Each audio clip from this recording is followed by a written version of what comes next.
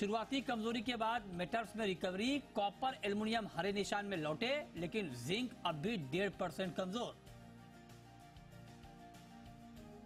सीमित दायरे में सोना चांदी। एमसीएक्स पर सोना 59,900 के करीब सपाट, चांदी का भाव 71,000 के नीचे। कच्चे तेल की तेजी पर ब्रेक। ब्रेंट 1.5% की गिरावट के साथ $78 के नीचे आया। रूस ने ओपेक प्लस की अतिरिक्त उत्पादन कटौती की संभावना से किया इनकार। जीरे में गिरावट का दौर जारी। करीब 1,100 रुपए गिरकर दाम 43,600 तक लुढ़का। रिकॉर्ड ऊंचाई से भाव 6,000 रुपए गिरा। ग्वार कीमतों पर दबाव। वायदा में 2% से ज्यादा की गिरावट। ग्वार सीट 5400 और ग्वारगम 10,600 तक लुढ़का। और कल दोपहर 12 बजे मौसम विभाग जारी करेगा मानसून का दूसरा पूर्वानुमान।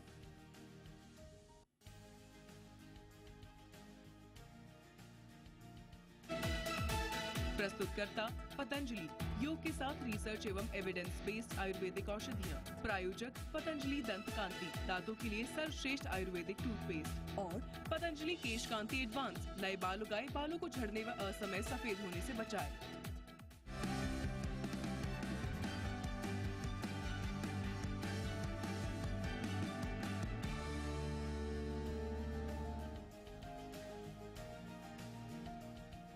नमस्कार, मैं हूं मृत्युंजय कुमार झा और अगले आधे घंटे तक कमोडिटी मार्केट पर सबसे बड़ी खबरें जारी है।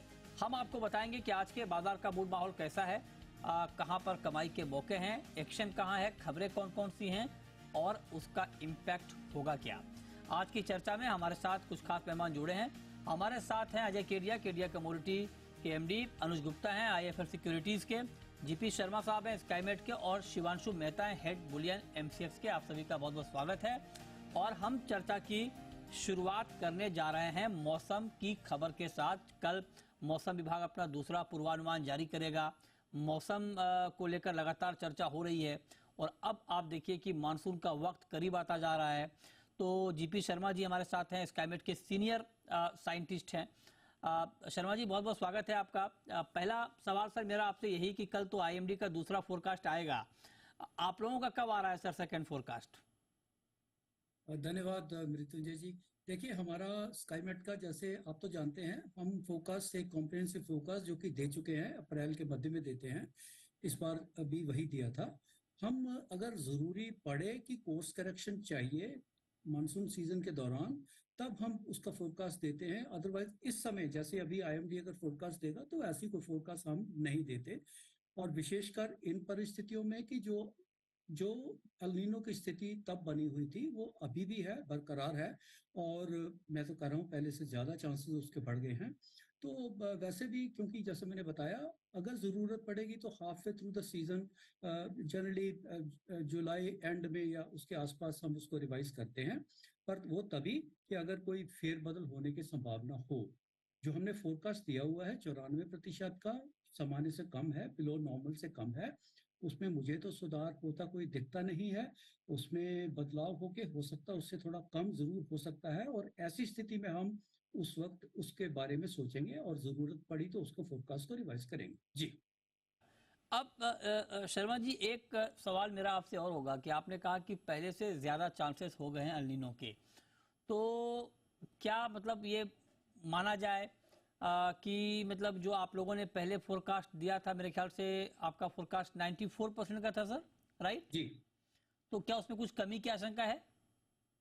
देखिए, वैसे ही फोरकास्ट में जब देते हैं तो उसमें ±5% का तो वैसे ही है। कहने का मतलब है कि उस फोरकास्ट में भी अगर 5% कम लेके चलें तो वो 89% तक चला जाता है वो। तो फोरकास्ट, जैसे मैंने कहा, कि उसमें कमी आने की ही संभावना है। जो हमने प्रतिशत दिया है, मुझे नहीं लगता कि कोई विशेष बढ़ोतरी होगी। उसके खास कारण है उसके, जिसके कारण कि एल नीनो की स्थिति कही है, या एल नीनो का काउंटर जो होता है आईओडी, जिसके भरोसे पे मानसून के थोड़ा अच्छे रहने की संभावना रहती है, अभी तो उसके आसार नहीं बन रहे। जितने मॉडल फोकस जो अभी तक है आईओडी की, वो उसके हिसाब से नहीं चल रहा। मॉडल के हिसाब से आईओडी इस वक्त तक थोड़ा सा पॉजिटिव, न्यूट्रल पॉजिटिव कहते हैं, वो होना चाहिए। लेकिन आज की डेट में बात करें, पिछले 3 सप्ताह से वो न्यूट्रल नेगेटिव, ज्यादा उसका आंकड़ा नहीं है बहुत बड़ा, लेकिन जो प्रिडिक्शन है जिसके हिसाब से होना चाहिए उसके हिसाब से वो नहीं चल रहा। और अल्नीनो उसके उसके विपरीत, उसमें जितने चांसेस थे उसके पहले, अभी उससे और बढ़ रहे हैं, और करीब करीब बीच मानसून के महीनों में जाके कोर मानसून मंथ्स में उसका कंट्रीब्यूशन तो 90% के करीब है, जो कि नकारा नहीं जा सकता। वो बहुत बहुत एक महत्वपूर्ण बात रहेगी उसके बारे में। हालांकि ऐसा जरूरी नहीं है कि केवल केवल अल्नीनो के कारण ही मानसून को आंका जाता है, ऐसा नहीं है। बाकी दूसरे पैरामीटर्स जरूर होते हैं, पर एक महत्वपूर्ण जो उसमें सबसे इम्पोर्टेंट है, उसके अल्नीनो की कंट्रीब्यूशन रहती है। और जैसा कि पिछला इतिहास देखें, हम उसका ट्रैक देखें, तो मानसून जनरली अल्नीनो के जो जो जब जब भी दस्तक देता है, जब भी आता है, मानसून के खराब होने के चांस ज्यादा रहे हैं। हाँ हाँ, बेहतर के मुकाबले। बेहतर तो खैर होता नहीं है, ज्यादा से ज्यादा कभी नॉर्मल हो जाता है, पर उसके ज्यादा चांस उसको बिगाड़ने के रहते हैं, और इसी तरह के चांसेस हमें इस बार अभी भी लग रहे हैं जी। अच्छा, ठीक है। अब जरा हमें एक बात और बताएं शर्मा जी, कि आप लोगों ने कहा है कि 7 जून के आसपास मानसून की दस्तक केरल में हो सकती है, जिसको कि आधिकारिक एंट्री मानसून की मानी जाती है। आईएमडी का अनुमान 4 जून को है मानसून पहुंचने का। क्या ये मानसून के अराइवल वाली डेट में कोई फेरबदल है सर, या वो 7 जून ही है? देखिए, अभी तक हमने जो अनुमान दिया था 7 जून ±3 डेज, वो तो मार्जिन एरर रहता है, वो वही है। जब मॉनसून के ऑनसेट का अनुमान दिया था आज से लगभग 10 दिन पहले, मृत्युंजय जी, कुछ भी क्लैरिटी नहीं थी उस वक्त। जो पैरामीटर्स होते हैं, औष्णिक पैरामीटर्स, उसमें बिल्कुल भी बाधाएं ज्यादा थी और क्लैरिटी कम थी। लेकिन इन 10 दिनों में अभी कुछ तो क्लैरिटी आनी शुरू हो गई है, और काफी सारी अड़चने भी जो थी, वो बाधाएं थी, वो दूर हो रही हैं। जो समुद्री तूफान था हिंद महासागर में, वो दूर चला गया, कमजोर पड़ गया। जो पैसिफिक का मवार, जो सुपर टाइफून है, वो लगभग 30 तारीख तक उसके भी काफी दूर हमारे क्षेत्र से चले जाने की संभावना रहेगी। क्रॉस इक्वेटोरियल फ्लो, जो कि हवाएं दक्षिणी सदर्न हेमिस्फीयर, दक्षिणी गोलार्ध से आती है इक्वेटर पार करके, उसका फ्लो बनता दिख रहा है। North east bay of Bengal में तो उसका फ्लो बन रहा है। लेकिन आप देखिए, जो शुरुआती मानसून का एडवांसमेंट साउथ अंडमान सी, एक्सट्रीम साउथ अंडमान सी, नैनकोरी आइलैंड में आज से करीब करीब 5 दिन पहले हुआ था, उसके बाद तो मानसून 1 इंच भी आगे नहीं बढ़ा है। बे आइलैंड की बात करें, पूरे के पूरे आइलैंड, हट हट पे, long island, port Blair, car Nicobar, 0 rainfall है पिछले 3 दिनों से। तो ऐसी स्थिति में तो मानसून नहीं आ सकता उन क्षेत्रों में। 3 दिन का हमें कम से कम जरूर लगेगा उन क्षेत्रों तक ही पहुंचते हुए, और उसके बाद श्रीलंका से होते हुए जब तक मेनलैंड, आप 1 सप्ताह का समय तो लेके चलिए। तो मैं कहूंगा, हालांकि जो हमने डेट दी थी 7 जून, उसमें +3 दिन तो नहीं होंगे, माइनस जरूर हो सकता है कुछ। तो अभी अनुमान के हिसाब से 6-7 जून में कहूंगा, उसके हिसाब से मानसून केरल तट पर पहुंच जाना चाहिए। एंट्री धमाकेदार नहीं होगी। अच्छा, जी एंट्री धमाकेदार नहीं होगी। अच्छा। जी जी। ओ, और उसमें थोड़ा माइल्ड स्टार्ट रहेगा। अच्छा। हालांकि देखिए, केरल जैसी जगह में जो ऑनसेट क्राइटेरिया रहता है, 2.5 मिलीमीटर रेनफॉल एक दिन में लगातार 2 दिन होना चाहिए उन स्टेशन पे। केरल में बारिश होती है 100 के हिसाब से उन दिनों में, तो 2.5 मिलीमीटर तो एक बहुत ही सामान्य सा आंकड़ा है, जिसमें कोई ज्यादा दिक्कत नहीं आनी चाहिए। हालांकि दूसरे पैरामीटर जो है, चाहे हवा की गति कहिए, या उसकी डेप्थ ऑफ वेस्टर्ली कहिए, या OLR कहिए, बादल कहिए, उन दिनों वो सब उसके बनते हुए संभावना दिख रही है। बाधाएं हट रही हैं, जो अनुकूल परिस्थितियां हैं उस वक्त वो बनती दिखाई दे रही हैं। लेकिन समय पर 1 जून को कहें तो वो तो नहीं आएगा। हाँ, 7 जून से पहले पहले 6-7 जून का जैसे पहले भी अनुमान है, उस पे आने की संभावना जरूर रहेगी जी। अच्छा, तो आप कह रहे हैं कि एंट्री बहुत धमाकेदार नहीं होने वाली है मानसून की। तो मेरा दूसरा सवाल इस पर यह है कि एंट्री अगर धमाकेदार नहीं होगी, तो क्या एंट्री होने के बाद जो आगे बढ़ेगा मानसून, वो धमाकेदार तरीके से बढ़ेगा, या वो भी चाल सुस्त रहेगी आगे बढ़ने की? देखिए, जो फर्स्ट ऑनसेट फेज, जिसमें कि मानसून दक्षिण से उत्तर की तरफ बढ़ता है, अलोंग वेस्ट कोस्ट और पेनिनसुलर इंडिया उसके ऊपर जाता है। पहले 10 दिनों में जैसे नॉर्मली होता है कि मुंबई तक पहुंचता है 10 दिनों में, तो हमने पहले भी कहा है कि मानसून स्टार्ट जो है वो स्लगिश लग रहा है, थोड़ा कमजोर सा लग रहा है। ऐसी परिस्थितियां अभी भी ऐसे ही बनी हुई दिखाई दे रही है। कोई बहुत ज्यादा तेज गति भी नहीं पकड़ेगा और बहुत ज्यादा इंटेंस भी नहीं रहेगा।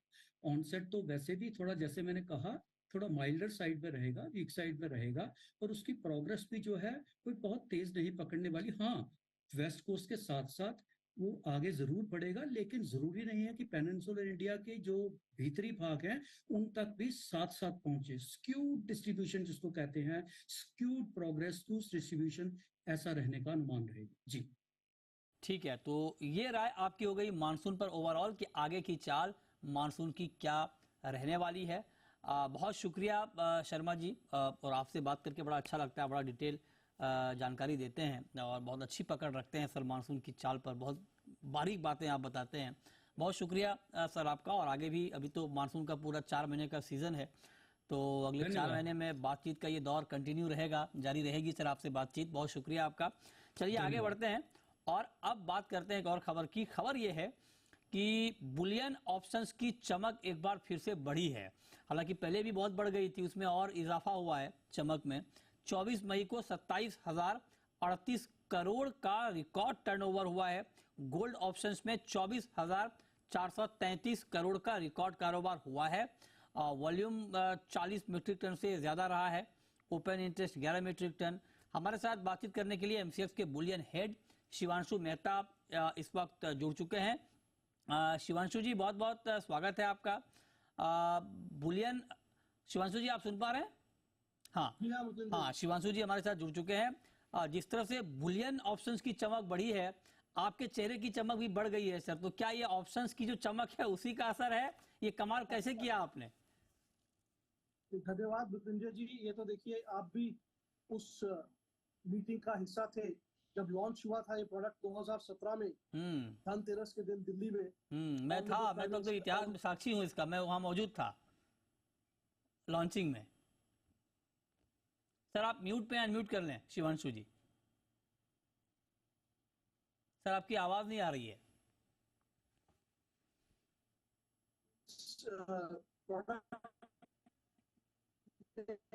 अच्छा, मैं दोबारा आता हूं आपके पास, थोड़ी कनेक्टिविटी की दिक्कत आ रही है।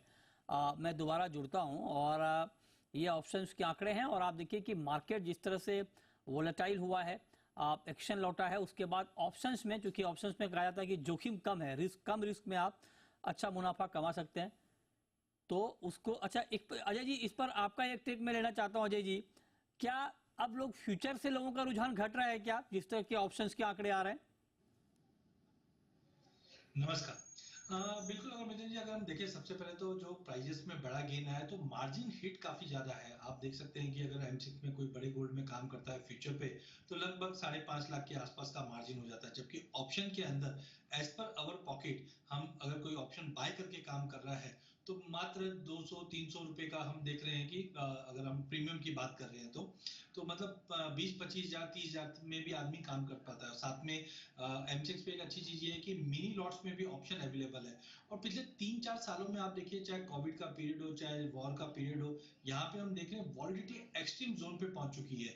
तो पहला हो गया, मार्जिन बढ़ने की वजह से लोगों का रुझान ऑप्शन की तरफ जाने लग गया। सेकेंडली, वॉलिडिटी बड़ी होने की वजह से ऑप्शन, हम जानते हैं कि वॉलिडिटी में ज्यादा अच्छा काम करता है। तो पिछले 2-3 साल में हमने वॉलिडिटी भी बढ़ते हुए देख रहे हैं। ऑप्शन में मिनी आने की वजह से ये सब कॉम्बिनेशन एमसीएक्स को फेवर करता हुआ दिखाई दिया। और मार्केट भी जिस ढंग से वॉलिडिटी दिखा रहा है, तो वो फेवर्ड है ऑप्शन के लिए। तो आई थिंक आने वाले टाइम में ऑप्शन में और वॉल्यूम और पार्टिसिपेशन बढ़ता हुआ दिखाई देगा। अभी भी अगर हम कंपेयर करें इक्विटी मार्केट से पूरे एनवायरनमेंट को, तो गोल्ड में अभी भी पार्टिसिपेशन और बढ़ना चाहिए। अनुज जी, आपका टेक सर इस पर, या ऑप्शंस के बढ़ते कारोबार पर?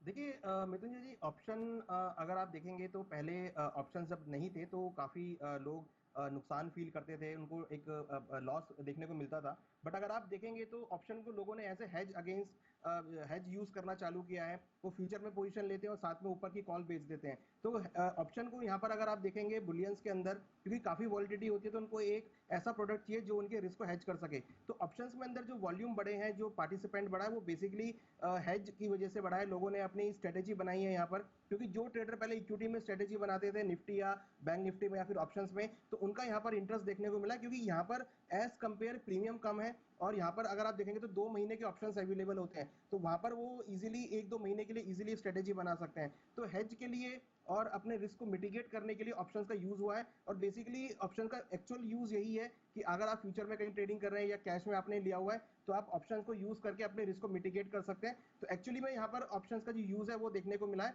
और उसकी वजह से हमने देखा है कि जो पार्टिसिपेशन है, चाहे वो बुलियंस की तरफ से हो, चाहे वो क्लाइंट्स की तरफ से हो, वो यहाँ पर देखने को मिला है। मृत्युंजय जी, ओके, ठीक है। तो ये राय आपकी है ऑप्शंस के कारोबार पर। छोटा सा ब्रेक लेते हैं, तुरंत लौटते हैं।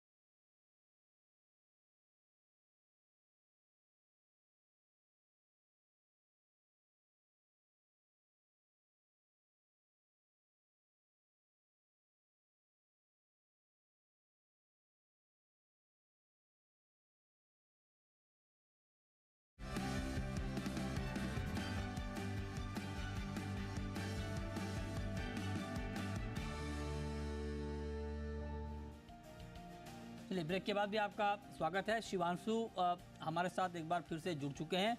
शिवांशु जी, बताइए क्यों ऑप्शंस में इतना अच्छा रिस्पांस मिल रहा है? जी हाँ मृत्युंजय जी, जैसे मैं कह रहा था कि इस प्रोडक्ट को देखिए तकरीबन 6 साल हो चुके हैं, और इसके अंदर जो फिजिकल प्लेयर्स को एडवांटेजेस हैं वो धीरे धीरे उस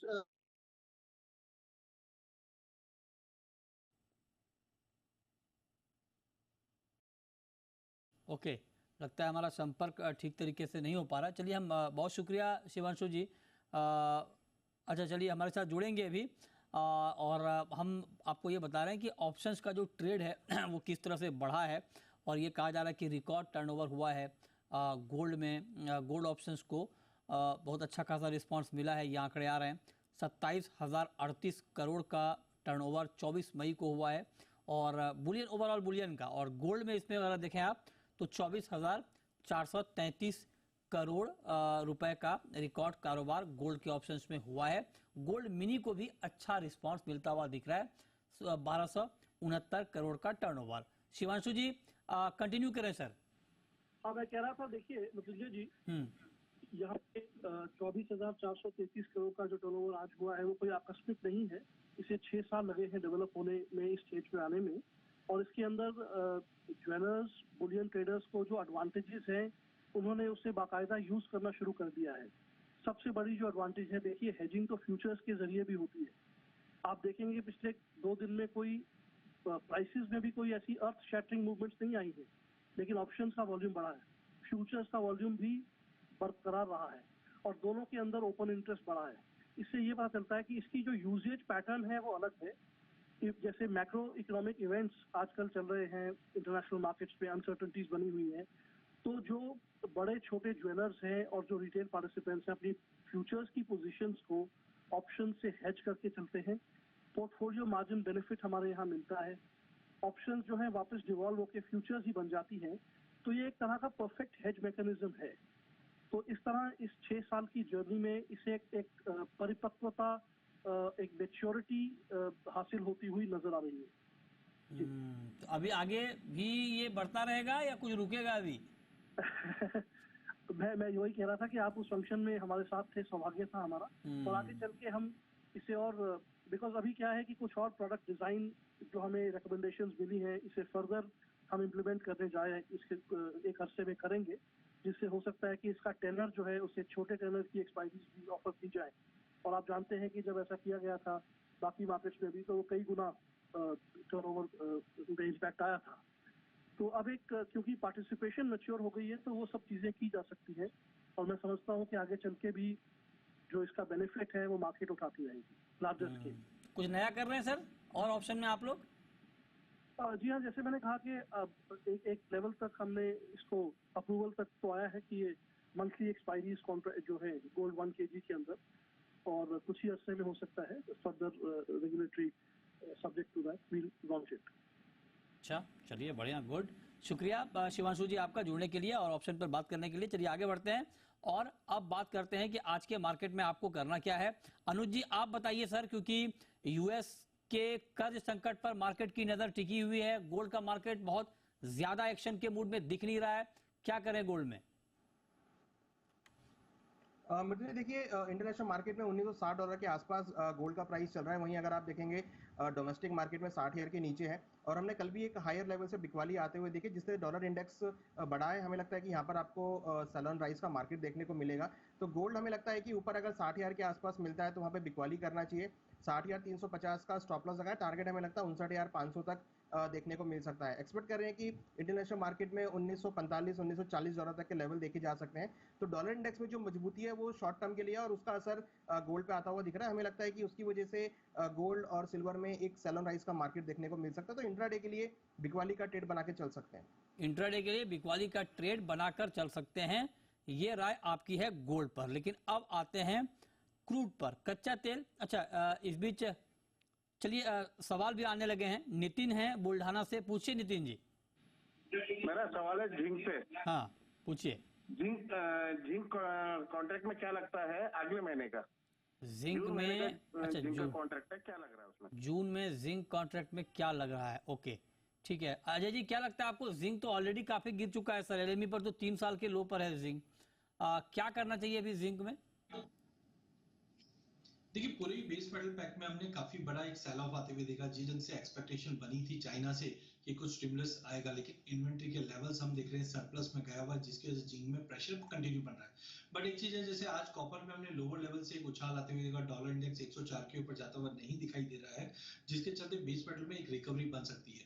तो जिंक के अंदर भी मुझे लगता है करंट लेवल से एक बार बाउंस आएगा जरूर, जो ऊपर में 208 210 की जोन में दिखा देगा। बट अभी भी जिंक के पर्टिकुलरली जो फंडामेंटल्स है वो स्लोली टर्न डाउन साइड हुए हैं, तो एक टेम्परेरी रिलीफ जरूर मिल सकता है। बट मे भी पॉसिबल है 200 का लेवल भी हम अगले 15-20 दिन में तोड़ते हुए देखेंगे, क्योंकि टाइमिंग जब तक कोई सपोर्टिंग स्टेटमेंट चाइना से या कोई स्टेप इन नहीं होता है प्रेशर बना हुआ रहेगा। बट टेक्निकली आज के लिए मुझे लगता है कि मार्केट जो आज का लो दिखा चुका है यहाँ से रिकवर करता हुआ दिखाई दे सकता है। नेक्स्ट कॉलर जय हैं अहमदाबाद से, पूछिए जय। सर नमस्कार, मेरा सवाल केडिया जी से ये है कि मैंने 722 के भाव पे 3 लॉट बाई किए हुए हैं, तो अभी क्या करूं? 722 पे 3 लॉट बाई किया है आपने? हाँ जी सर, कॉपर में 722 पे। ओहो, मार्केट काफी नीचे आ गया। केडिया जी क्या करना चाहिए इनको सर? देखिए कॉपर में अगर हम देखें तो 798 से मार्केट में एक बड़ा फॉल आया था। एक्सपेक्टेशन ये था कि 730-40 पे जाके मार्केट सपोर्ट ले सकता है और चाइना से कोई स्टिमुलस आ सकता है, बट ऐसा कुछ नहीं होने की वजह से हमने ये सेल ऑफ देखा है। चार्टिकली अगर आप देखेंगे तो 695 698 का जोन काफी इंपॉर्टेंट सपोर्ट पे है। हमने 8000 का लेवल भी एलएमई पे टूटते हुए देखा है, बट जैसे मैं अभी बता रहा था कि थोड़ा बाउंस आते हुए देख सकते हैं। तो मुझे लगता है शुक्रवार है, कल के सेशन में थोड़ी शॉर्ट कवरिंग और रहेगी। प्राइजेस में जो न्यू मंथ है वो 704 के आसपास इस वक्त ट्रेड कर रहा है। मुझे लगता है एक बाउंस कंटिन्यू रह सकता है, जो 712 से 715 की जोन में मिलेगा, वहां पे अगेन रिव्यू करके कम करना चाहिए, बिकॉज अनलेस एंड अंटिल कोई स्ट्रांग न्यूज नहीं आती है प्राइजेस में दबाव बनेगा। लेकिन करंट लेवल से मुझे लगता है यहाँ से एक रिकवरी इनको मिलेगी, तो बने रहिए। 715 पे अगेन एक रिव्यू करना चाहिए। ओके, 715 पे अगेन एक रिव्यू करना चाहिए, इस पर आप नजर रखिए। नवनीत हैं नेक्स्ट कॉलर हरियाणा से, पूछिए नवनीत जी।